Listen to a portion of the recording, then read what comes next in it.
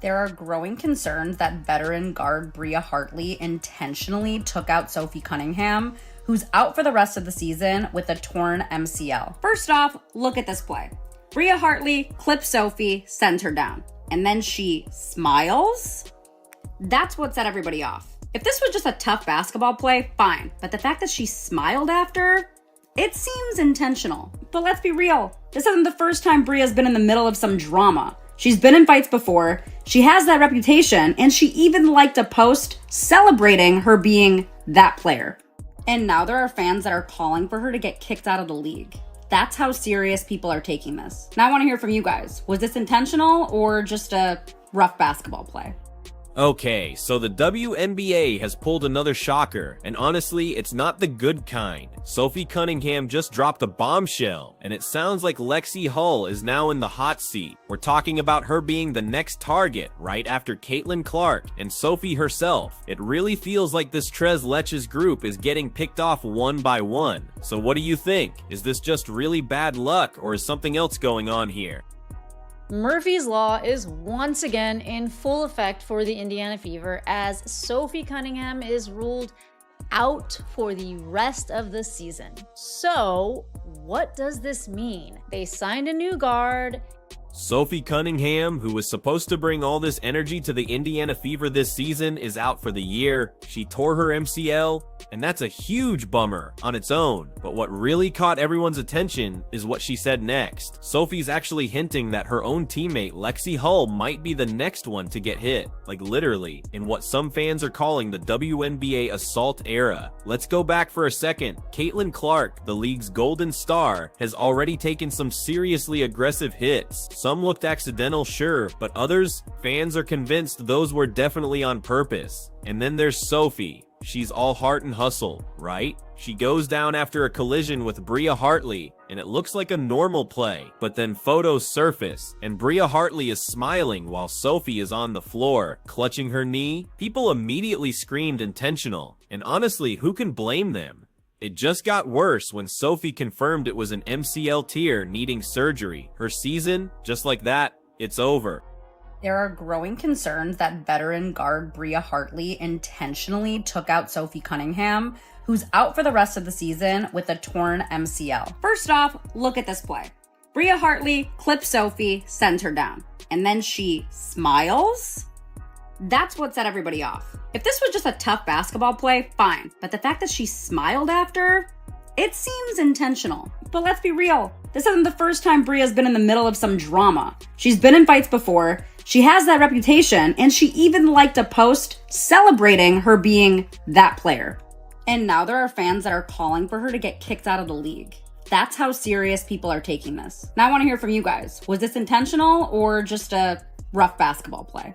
And here's where things get a little messy. Sophie actually went on her podcast and tried to smooth things over. She said Bria's her friend, and she doesn't think it was on purpose at all. No, I don't, because I know Bria and I'm actually really good friends with Bria, and I had been waiting to get on the pod and so we could talk about this because I did want to tweet it out, but I don't think that there was no ill intent. I think it was a basketball play. I was just in the wrong spot at the wrong time. She fell. Like, there's no way that she would go in there and intentionally try to hurt me. And so I have nothing but love for Bria. And I even told my mom, because she tweeted something. I was like, no, Mom, I get it, but I promise you that I was like, Bria and I are super cool, and she would never try to hurt me, because there are some girls that I think might, but she wouldn't do that. And so I have nothing but love, and so I hope people stop giving Bria some heat, because I don't think she meant to do that at all. And I think that smile, it wasn't it was she basically said it was just one of those things. I'm totally fine, whatever. But come on, let's be real.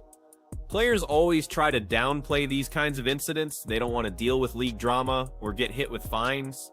Fans aren't buying it for a second. That picture of Bria smiling after Sophie went down, it's completely stuck in people's heads, and social media is not letting that go. Now back to Sophie's comments about Lexie Hull. Sophie basically issued a warning saying Lexie could easily be the next target in this crazy pattern. So if you're keeping score, that's Caitlin, then Sophie, and now possibly Lexie. They're all part of the same group. all on the Indiana Fever, and all seem to be suspiciously on some kind of chopping block. That's exactly why fans started calling them the Tres Leches group. Caitlyn first, then Sophie, and now maybe Lexie. Is that just a coincidence? People are really starting to wonder. And think about this, the Fever already have Caitlin Clark sidelined, and now Sophie's out. If Lexie Hull goes down too, it stops being just about injury. It starts looking like a planned effort to, well, kneecap the Fever's future, no pun intended. The WNBA will probably just say everything's fine, right? They'll just call it the physicality of the game. But at what point does physical play turn into targeted destruction? Good news, but the Indiana Fever have announced that Sophie Cunningham will be out for the rest of the season. Just to give a little recap about what happened, basically the Indiana Fever were playing the Connecticut Sun and Bria Hartley, not shocking that it was Bria Hartley. Bria Hartley is involved in many messes in the WNBA, including recently getting ejected from the Chicago Sky game for getting into it with Ariel Atkins after pushing Becca Allen to the ground. She got into it with Rakia Jackson from the Sparks. She yanked Angel Reese's hair, and I know that there's another one that I'm missing. Fans are absolutely furious, and honestly, they have every right to be. This isn't just about one unlucky fall. We're seeing a whole string of suspicious incidents, all happening to the same small group of players. And Sophie Cunningham just threw gasoline on that fire by basically telling Lexie Hull to watch her back. Remember how Sophie talked about the hit herself? She kind of admitted that fans weren't wrong to think something shady was up, but then she tried to soften it by saying Bria Hartley is her friend. Look, Sophie, fans don't forget a smile like that. The video doesn't lie, and neither does this pattern we're seeing. And here's the kicker, even though Sophie's trying to be diplomatic, fans know exactly how this league works. They've watched Caitlin Clark get shoved, tripped, and hacked over and over again. She's treated like a punching bag, even though she's not a rookie anymore, by the way. This is her second year, and she still gets worse treatment than NBA rookies, who at least get some basic respect. So the Indiana Fever did report tonight that Sophie Cunningham will be out for the remainder of the season with a knee injury. Now, initially, the Indiana Fever didn't even report what the knee injury was. They just said that it would be season ending. However, Alex Filippo, she reported that Sophie Cunningham did tear her MCL and that she would be out for the rest of the season. Now Sophie's sidelined with a torn MCL, and suddenly people are whispering that Lexie Hull could be next on the injury list. That's not just paranoia, folks. That's a clear trend.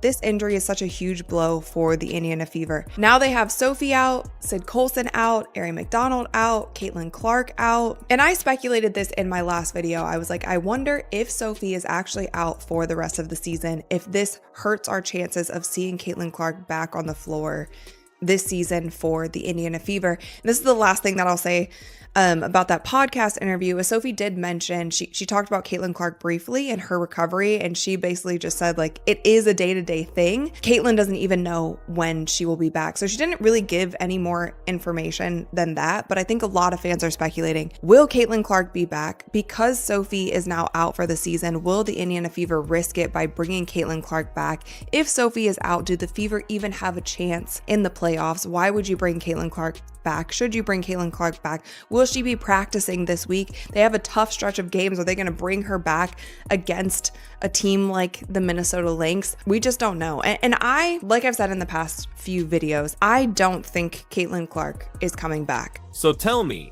when was the last time you saw something this bizarre happen in men's basketball?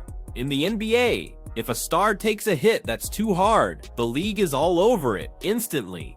Refs are tossing players out. Fines are handed down. The commissioner himself might even say something. But in the WNBA, apparently smiling while someone's writhing in pain is just business as usual. And this isn't just about players being tough. These are literally career-altering injuries. Sophie is heading into surgery. Caitlin's season has already been messed up. And if Lexie Hull gets targeted next, then what's even left of the Fever? You can't build a future if all your key players are getting ripped apart one by one. Fans are openly calling this sabotage, and honestly, it's hard to argue with them at this point. But here's where it gets even worse. It's the WNBA's reaction, or should I say their non-reaction. They're treating these incidents like small annoyances, not like serious threats to their own product.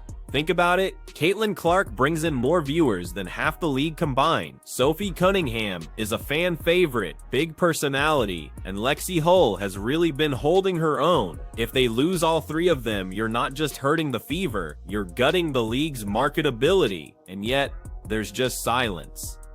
No fines, no suspensions, just a shrug. Fans online are connecting these dots way faster than the league office ever will. They're calling this a pattern, and Sophie Cunningham's comment about Lexie Hull being next, that just adds so much weight to what fans already believed. This isn't accidental anymore. This shines a spotlight on an ugly side of the league that nobody in the WNBA front office wants to talk about. And you want to know what's really suspicious? Bria Hartley's response, or lack thereof.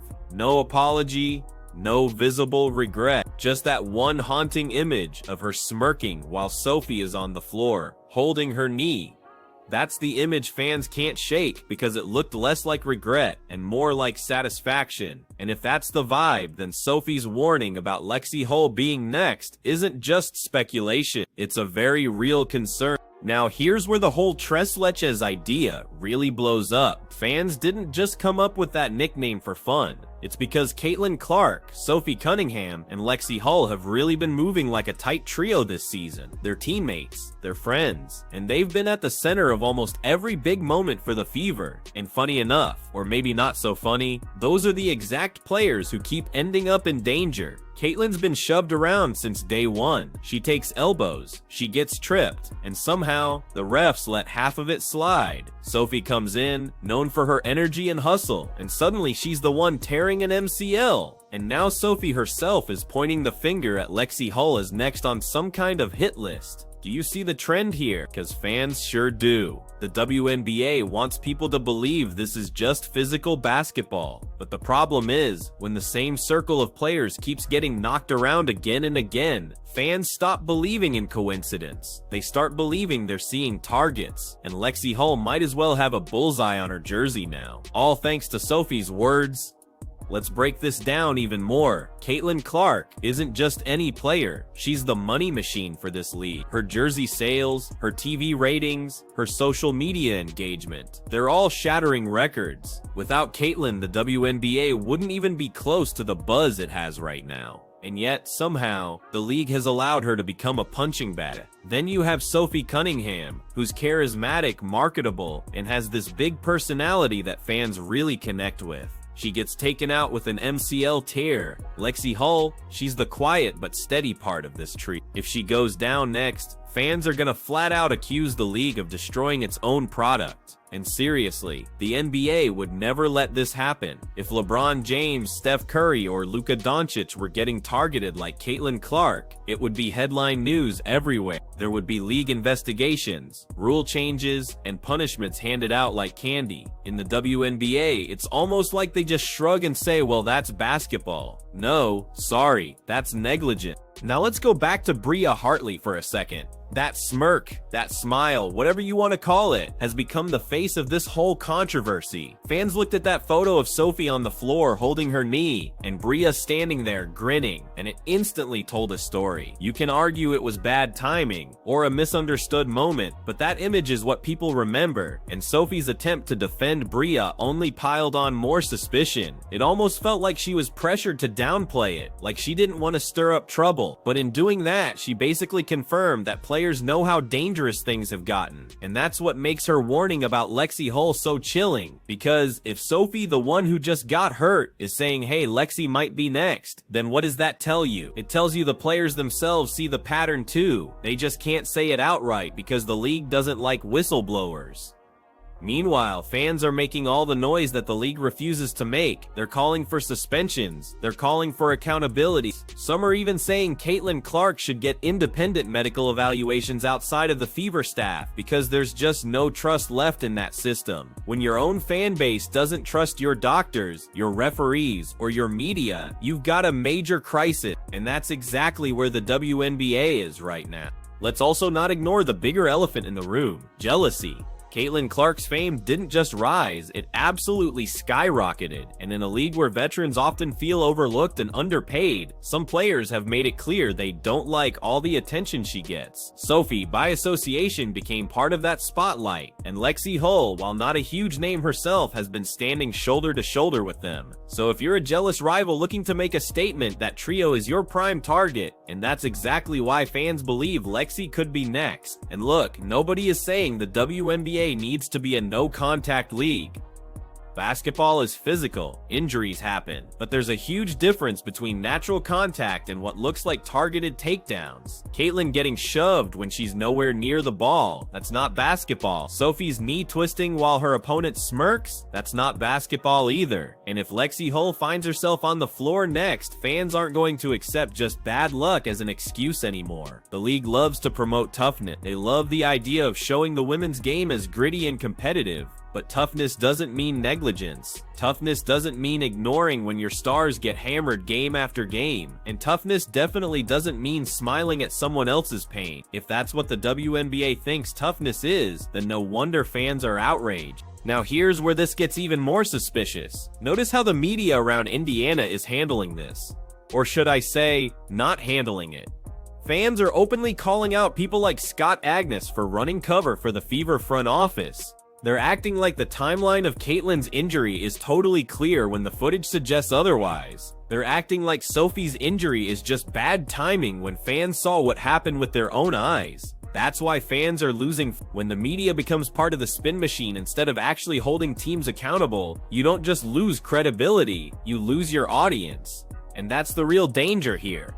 Not just to the Fever, not just to Lexie Hull, but to the WNBA itself. Fans are the ones keeping this league alive, and fans aren't stupid. They see the patterns, they see the favoritism, they see the lack of transparency, and when Sophie Cunningham basically says Lexie Hull could be next, it's confirmation of what they already suspected, that the Tres Leches trio isn't just bonded by friendship or team chemistry, they're bonded by being targets in a league that refuses to protect them.